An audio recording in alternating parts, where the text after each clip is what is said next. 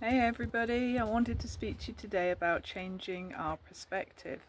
It's it's something that actually has a huge impact on health, on all health, for everyone, with everything, and it's understandable, that when we've been chronically ill, that we are or can be rather negative towards our health, our life, our recovery, even. And we often look for what's wrong and what we can't change and what we can't do. And that kind of keeps us stuck in a rut. And it's understandable that we're doing that as well, but we don't want to do it all the time. And we also don't want to give ourselves a hard time if we have been doing it. We just need to let that go because, sometimes life sucks and we want to just wallow in that for a bit, and that's okay. But when we're doing it all the time, it is having a big impact on our health and keeps us stuck where we don't want to be. So what I do with clients, one-to-one, group retreaters, and now in my new Thriving Guide workbook that I am writing at the moment, is to really try to focus on what is right. Yes, there are many things wrong, and I get that, but there are also sometimes, always actually, some things that are right. So, what is right now? It might be that you've got hot water in the taps. It might be that you can move around the house freely. It might be that there is food in the fridge. It might be that you can breathe, that you can see, that you can hear. There are many things that are right now. So, I always ask people when I can feel and hear that they're spiraling in all the things that are wrong, and I know that list is very long, very often. But what is right now? And when we look for the right, that the right, then there becomes more of it. It multiplies. So what is right for you right now? If you're struggling right now, can you write down what is right now, or list it, or put it below this video, or share it in some way.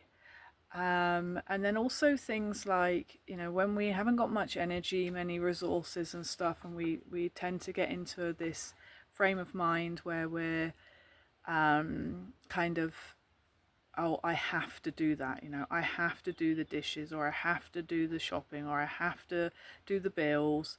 And instantly that is triggering for the nervous system, that's draining, it's depleting on us because of the way we're thinking about it. So what I like to get people to do is to think about what is to change that wording from I have to do this to I get to do this. And this had a massive impact on my own health as well, is I get to do this. I get to do the banking. I get to have a shower. I get to, do whatever it is that is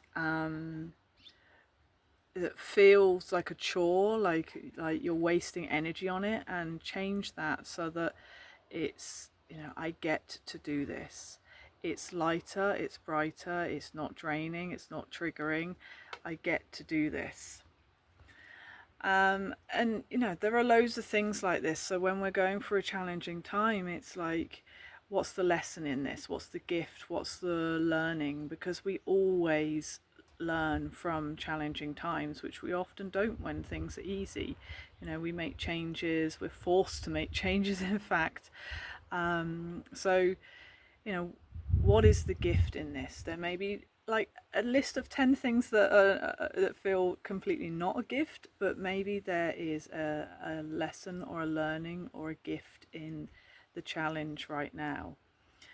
And then just thinking about the way you're thinking, and can you flip that? Can you change your perspective around it? Instead of, like I said, listing all the bad, is there some good?